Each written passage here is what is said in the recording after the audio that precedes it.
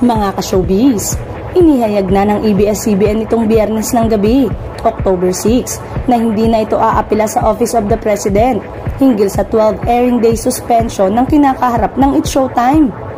Ito ay matapos ibinasura ng Movie and Television Review and Classification Board ang motion for reconsideration na isinumiti ng It's Showtime. After careful consideration, ABS-CBN has decided not to appeal to the Office of the President the decision of the MTRCB on It's Showtime and instead serve the 12-day suspension starting October 14, pahayag ng ABS-CBN.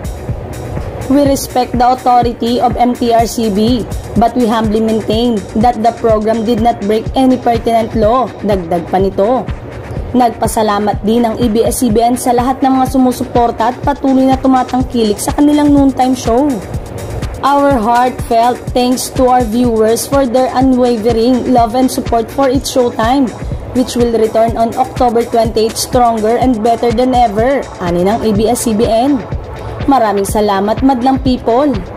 Pinatawan ng MTRCB ang noontime show ng 12 airing day suspension dahil umano sa mga natanggap nilang reklamo kaugnay sa pagkain ni na Vice Ganda at Ayon Perez ng icing ng cake sa segment na Isip Bata noong Hulyo.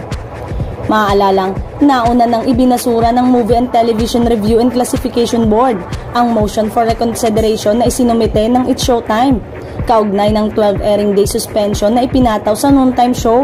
Ayon sa MTRCB nitong Huwebes, September 28, isang resolution umano ang inilabas ng ahensya kung saan tinatanggihan nito ang motion for reconsideration na inihain ng GMA Network at ABS-CBN Corporation.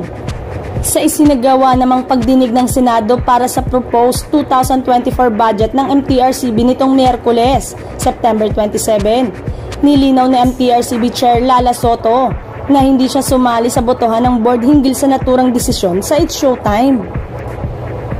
Magbigay lamang po tayo ng komento at opinyon at kung bago ka lang sa aking channel ay huwag mong kalimutang mag-like at mag-subscribe at pindutin mo na rin ang notification bell button para updated kayo sa mga showbiz balita. So that's it mga showbiz.